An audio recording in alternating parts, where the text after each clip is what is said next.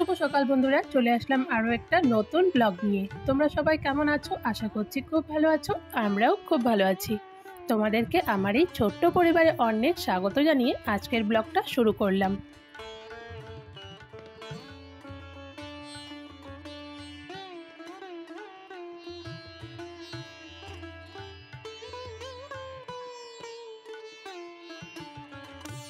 বন্ধুরা, আজ হচ্ছে শনিবার, এখন বাজে সকাল 7টা। তো আজকের ব্লগটা এখন থেকেই শুরু করে দিলাম। আজকে জানো তো একটু তাড়াতাড়ি উঠতে চেয়েছিলাম, কিন্তু আজকে হয়ে গেছে দেরি। এমনি দিন কিন্তু আমি 6টার দিকে ঘুম থেকে উঠে পড়ি, আজকে 7টা বেজে গেছে ঘুম থেকে উঠতে। তার মধ্যে আজকে শনিবার, নিরামিষ খাবো, তো কিছুই ধোয়া মোছা করা ছিল না। তাই সকাল সকাল আগে সব কিছু পরিষ্কার করে নিচ্ছি, রান্নাঘরে সব জিনিস ধুয়ে মুছে পরিষ্কার করে নিচ্ছি। আর যেহেতু মানে এখন গরমের দিন, তো প্রত্যেক দিন কি আমাদের তো সকালেই রান্না হয়ে যায়, প্রত্যেক দিন সন্ধ্যের দিকে না ওই রান্নার তরকারিগুলো জাল করে রাখতে হয়, যার জন্য কালকে আর আমি কিছু ধোয়া মোছা পরিষ্কার করে রাখতে পারিনি। তবে কিছু বাসন ছিল, বাসনগুলো ধুয়ে রেখেছিলাম। তো গ্যাসে তো তরকারিগুলো জাল দিয়েছিলাম। মাছ ভাগের জিনিস জাল দিয়ে না ওই শুধু হালকা করে মুছে আমার ওভাবে করে নিরামিষ খেতে না ভালো লাগে না। তো তার জন্য কাল কিছুই করে রাখিনি। সকালে উঠে দেখো সব কিছু সুন্দর করে আমি পরিষ্কার করে মুছে নিচ্ছি। আগে একটু সার্ফ দিয়ে ভালো করে গ্যাসের টেবিল, টাইলস এগুলো সব মুছে নিলাম, গ্যাসটাও মুছে নিলাম। তারপর আবার পরিষ্কার জল এনে ভালো করে মুছে নিচ্ছি। আজকে স্নান করে তারপর পুজো দিয়ে রান্নাবান্নাটা করব। তো তাই আগে ধোয়া মোছা পরিষ্কারটা করে নিলাম। তো আমার গ্যাসের টেবিল, গ্যাস মোছা হয়ে গেছে, এখন রান্নাঘরটাও মুছে নিচ্ছি।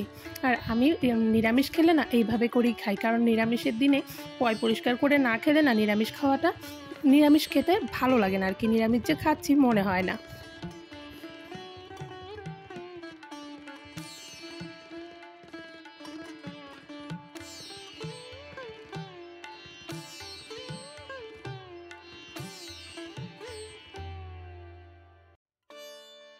বন্ধুরা, যেদিন ভেবে ঘুমাবো যে আজকে মানে পরের দিন আর কি তাড়াতাড়ি উঠতে হবে, কাজের চাপ যেদিন থাকে একটু তাড়াতাড়ি ওঠার চেষ্টা করি, সেই দিনই দেরি হয়ে যায়। ভেবেছিলাম আজকে সকাল সকাল উঠে তাড়াতাড়ি কাজবাজগুলো সেরে ফেলবো, কিন্তু উল্টোটাই হয়ে গেছে, উঠতে উঠতে অনেকটাই দেরি হয়ে গেছে। আর আজকে এখনও ছেলে ঘুম থেকে ওঠেনি, ছেলে ঘুমিয়ে আছে। তো ছেলেকে আর ডাকিনি, কারণ কাজগুলো তাড়াতাড়ি করে করিনি। তো রান্নাঘরে কাজকর্ম সেরে এখন চলে আসলাম বড় ঘরে, বড় ঘরটা মুছে দিচ্ছি। আর আজকে যেহেতু শনিবার, বড়মশাই পুজো দিবে, তো রান্নাঘর বলছি, বড় ঘর আর ঠাকুর ঘরটা মুছে ওকে পরিষ্কার করে রেডি করে দিই। তো দেখো এদিকে এই যে কাল কিছু বাসন ধুয়ে রেখেছিলাম, এই বাসনগুলোর মধ্যে একটু জল দিয়ে আবারও ভালো করে ধুয়ে নিলাম। তবে এই বাসনগুলো না আর মাজিনি। আর এখন এই যে এই বাসনগুলো ধুয়ে নিলাম, বোতল, হাঁড়ি, তারপর কেটলি, প্রেসার কুকার, এই জিনিসগুলো এখন ধুলাম।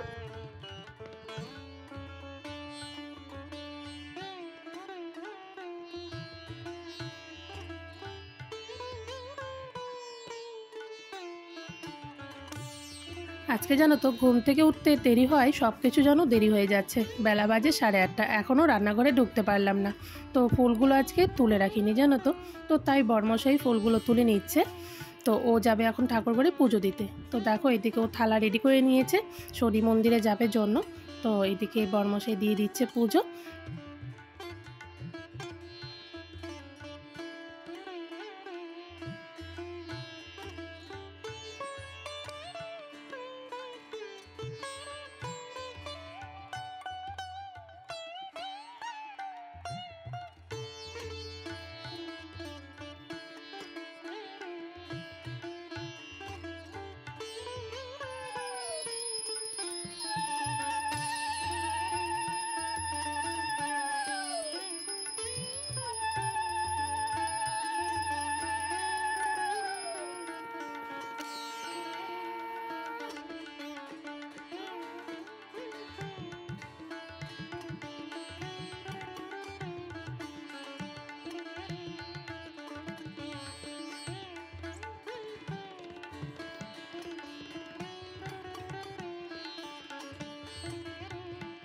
বন্ধুরা, বরমশাই চলে গেল শনি মন্দিরে, আমি চলে আসলাম রান্নাঘরে। এখন বসিয়ে দিচ্ছে আগে জল, কারণ ছেলে ঘুম থেকে উঠে গেছে, ও এখন মুখ ধুয়ে তারপর গরম জল খাবে।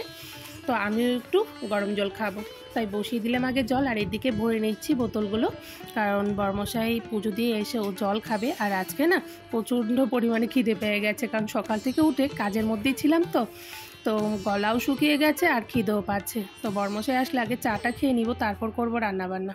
তো দেখো এদিকে আমি গ্লাসের মধ্যে কিন্তু একটু গরম জল নিয়ে এসেছি, এর মধ্যে এখন জল মিশিয়ে আগে খেয়ে নিব। আর সকাল থেকেই যা পরিমাণে রোদ উঠছে কটা দিন থেকে, মানে কি বলবো, প্রচণ্ড পরিমাণে গরমও দিচ্ছে। এই জানি না আজকে সারাটা দিন যে কিভাবে কাটাবো। সকাল থেকে প্রচণ্ড পরিমাণে গরমও লাগছিল, মানে শরীরটা যেন সকাল দিকেই ক্লান্ত হয়ে যাচ্ছে। জল ভরতে ভরতে আমি একটু বসে রেস্ট করে নিচ্ছিলাম, কারণ ঘুম থেকে উঠেছি থেকে মানে এক নাগাদার করেই যাচ্ছি। আর শনিবার করে না ওই সকালবেলাও কাজ করে তারপর রান্নাবান্না করতে হলে চাপটা অনেক হয়ে যায়, কারণ মানে আমাদের তো সকালে রান্নাবান্না থাকে। মনে করে এখন কাজকর্ম হয়ে গেছে, আস্তে ধীরে দুপুরে রান্না করতাম তবে কোনো ব্যাপার ছিল না। তো এখনই আবার রান্নাটা বসাতে হবে, কারণ বর্মশাই নিয়ে যাবে দোকানে। তো চলো, বেশি সময় নষ্ট করা যাবে না, এখন যাব রান্নাঘরের দিকে।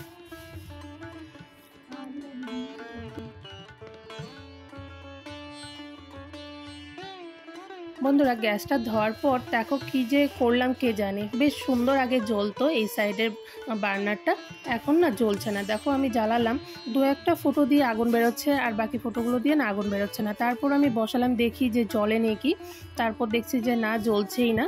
আর ওদিকে আবার গ্যাসের গন্ধও করছিল, তো আমি দেখো বন্ধ করে দিলাম, কারণ গ্যাসের জিনিস তো ভয় লাগে। তারপর আবারও চেষ্টা করলাম যে দেখি আবার বন্ধ করে জ্বালানোর পর যদি ঠিকঠাকভাবে জ্বলে, তো তারপরও জ্বলছিল না। তো ওদিকে বসিয়েছি জল, এখন কখন জলটা ফুটবে তারপর চা করব, কারণ এক কেটলি জল ফুটতে তো অনেকটাই সময় লাগে, তাই না? তারপর বাধ্য হয়ে জলটাকে নামিয়ে দিয়ে বসিয়ে দিলাম এই পাশে এনে চা, কারণ বর্মশাই আবার চা খেয়ে চলে যাবে বাজার। বেলা অনেকটাই হয়ে গেছে, 9টার মতো বেজে গেছে, কারণ বর্মশাই বাজার থেকে আসার পর রান্নাবান্না কি করব মানে করে তারপর ওকে দিয়ে পাঠাবো। তো চলো তাড়াতাড়ি করে চাটা বানিয়ে নিই।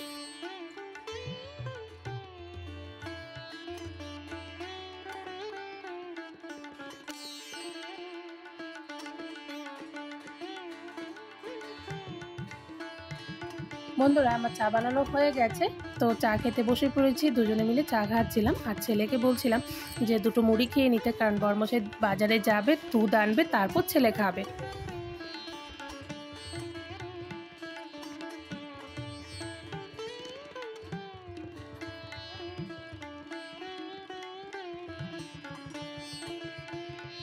বন্ধুরা চা খেয়ে বর্মশাই চলে গেল বাজারে, ওদিকে আমার ভাত নেমে গেছে আর ঘরে ছিল চিচিঙ্গা। তো চিচিঙ্গাটা কেটে আমি এখন চিচিঙ্গা ভাজি করে নিচ্ছি।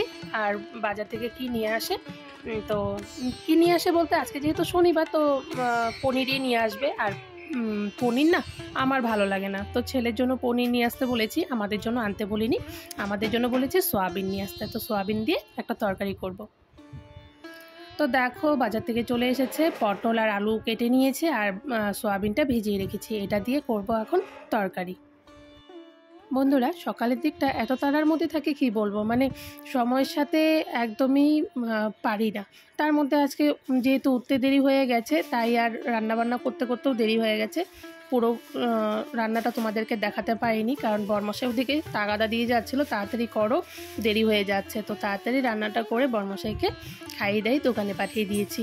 তারপর কিছু কাপড় ছিল, কাপড়গুলো ভাঁজ করে নিলাম আর এখন ঘরটা ঝাড় দিয়ে নিচ্ছি। আর ওদিকে কিন্তু আমি বিছানাটাও গুছিয়ে নিয়েছি, জানো তো, তোমাদের দেখাতেও পারিনি। আর যেহেতু সকালে ঘর দুয়ার মোছা হয়ে গেছে, তাই আর এখন মুছবো না।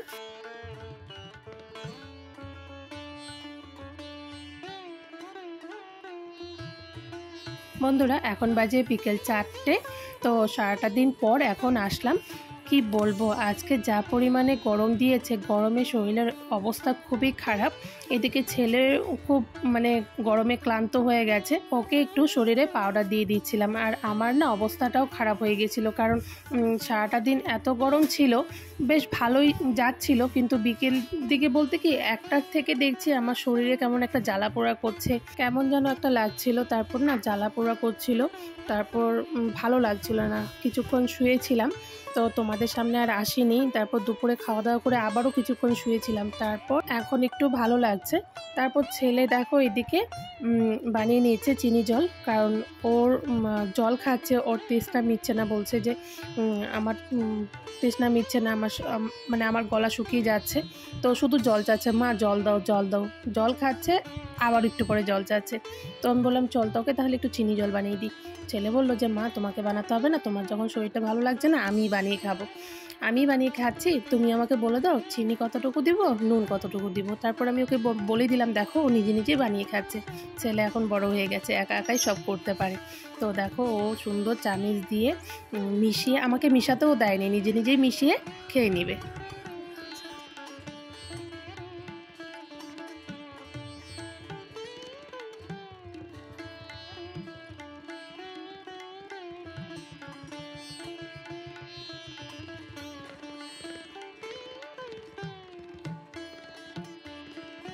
বন্ধুরা সন্ধে দিয়ে তারপর বানিয়ে নিলাম চা। আজকে চাও খেতে ইচ্ছে করছিল না, কিন্তু চা বানিয়ে নিলাম, কারণ দুপুরে তেমন একটা ভালো খেতে পারিনি, শরীরটা খারাপ লাগছিল জন্য। তো খেতে পারিনি, এখন খিদে পাচ্ছে, তো একটু চা আর একটা ব্রেড নিয়েছি, খেয়ে নিই। তো চলো আজকের ব্লগটা এখানে শেষ করছি। আর আমার অবস্থাটা দেখো, এখনও প্রচুর পরিমাণে আমি ঘেমেই যাচ্ছি, এতটা শরীর ক্লান্ত লাগছে। তো তোমরা সকলে সুস্থ থাকবে, ভালো থাকবে।